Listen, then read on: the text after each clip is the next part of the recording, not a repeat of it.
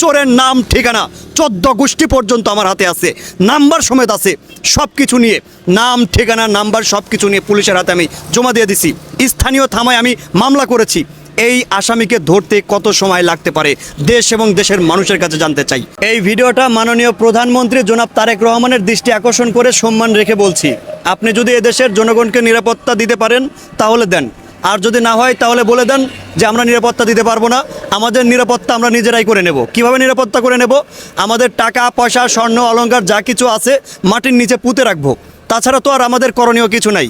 দেশের মানুষের উদ্দেশ্যে আরেকটা রিকোয়েস্ট করতে চাই, এই ভিডিওটা ঠিক ততটুকু পর্যন্ত শেয়ার দিন যাতে করে মাননীয় প্রধানমন্ত্রীর নিকট পর্যন্ত পৌঁছায়। উনি একজন ইয়াং পারসন, আমি আশা করছি আমার কথা উনি বুঝবেন এবং এটার সমাধান করার চেষ্টা করবেন। দেখেন, আমার মা বাজারে গিয়েছে বাজার করতে, তার ঘাড়ে শয়তানের নিঃশ্বাস ফেলে তার টাকা পয়সা স্বর্ণ অলংকার সব কিছু নিয়ে গেছে। একজন মহিলা মানুষের কাছে খুব বেশি টাকা পয়সা না থাকলেও অন্তত 2 কানে 2টা স্যাসারিন থাকে, যার বর্তমান বাজার মূল্য 25 থেকে 30 হাজার টাকা। আপনি একটাবার চিন্তা করে দেখেন এটা কত বড় একটা ক্রাইম। শয়তানের নিঃশ্বাস বলে, যেটা তার নাকে শুকাইতে পারলে আপনি নিজে থেকেই গহনাগাটি টাকা পয়সা সব কিছু সেই প্রতারককে দিয়ে দেয়। এটা কত বড় একটা চক্র।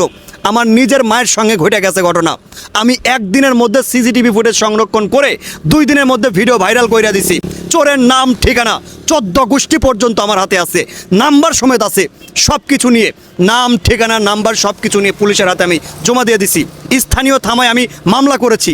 এই আসামিকে ধরতে কত সময় লাগতে পারে দেশ এবং দেশের মানুষের কাছে জানতে চাই। আমার প্রশ্ন শুধু একটাই, আমার মার যে পরিমাণের খোয়া গেছে টাকা পয়সা স্বর্ণ অলংকার যা যতটুকুনি গেছে, আমরা তো নিঃস্ব হয়ে যাব না, বরঞ্চ আমরা সতর্ক হয়ে গেছি। আমাদের ফ্যামিলির সঙ্গে অন্তত আর এই ধরনের ঘটনা ঘটবে না। কিন্তু আপনার মা নিরাপত্তা, আপনি যে ভিডিওটা দেখছেন আপনার মা নিরাপত্তা আপনি একটাবার চিন্তা করে দেখেন। আপনার মা গেল বাজার করতে, তার ঘাড়ে শয়তানের নিঃশ্বাস ফেলে টাকা পয়সা স্বর্ণ অলংকার সব কিছু নিয়ে গেল, আপনার পরিবারের অবস্থাটা কেমন হবে? এই অপরাধীকে গ্রেফতার করা উচিত কি উচিত না, দেশ এবং দেশের মানুষের কাছে জানতে চাই আমি। এই যে বারবার করে আমি একটা কথা বলছি, এই সমস্ত প্রতারকদেরকে ধরেন যেখানে স্পষ্ট ফুটেজ রয়েছে, যেখানে স্পষ্ট ছবি রয়েছে, আসামির নাম ঠিকানা সব কিছু ম্যানেজ করতে পারছি। ভিডিও আমার ভালোবাসার মানুষ পুরো বাংলাদেশে চড়ায় ছিটায় আছে, সবাই আমাকে সহযোগিতা করেছে। এদেরকে ধরতে কতটুকু সময় লাগতে পারে আপনারা এই কমেন্ট বক্সে জানাবেন।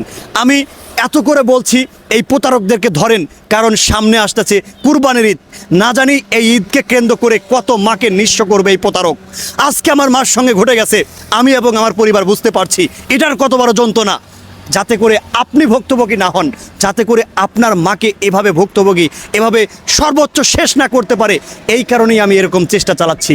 দয়া করে আপনি একটু ভূমিকা পালন করুন, এই ভিডিওটা ঠিক ততটুকু পর্যন্ত শেয়ার দিন যাতে করে মাননীয় প্রধানমন্ত্রী জনাব তারেক রহমানের নিকট পর্যন্ত পৌঁছায়। আপনি একজন ইয়াং পারসন, আমরা প্রচণ্ড আশাবাদী আপনার উপরে। আপনি এই দেশ থেকে এই সমস্ত প্রতারককে উপড়ে ফেলে বাউন্ডারির নেটওয়ার্কের বাইরে ফেলে দিবেন। আপনার উপরে আমরা আস্থা রাখছি। জনাব তারেক রহমান, এই সমস্ত প্রতারকদেরকে ধরুন।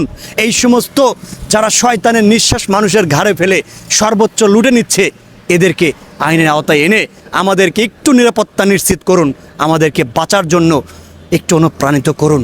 মাননীয় প্রধানমন্ত্রী, এই বাংলাদেশে প্রতারকের অভাব নাই, প্রত্যেকটা সেক্টরে দুর্নীতি। তারপরেও যদি একটা মা নিরাপত্তা না পায়, একজন মা বয়স্ক মা যে অসুস্থ, সে যদি একটু নিরাপদে রাস্তাঘাটে চলাচল না করতে পারে, সে যদি বাজার ঘাটে না যেতে পারে, এর থেকে দুঃখজনক ব্যাপার আমার মনে হয় আর হতে পারে না। যে কারণে আমি কোনো মাধ্যমে যেতে চাই না, আমি ডিরেক্ট মাননীয় প্রধানমন্ত্রীর কাছে অভিযোগ করতে চাই, দয়া করে এই সমস্ত প্রতারক এই দেশ থেকে বিতাড়িত করুন, যাতে করে আমার মা বাবা, যাতে করে আর 10 জনের বাবা মা তারা সুন্দর সুষ্ঠুভাবে চলাফেরা করতে পারে।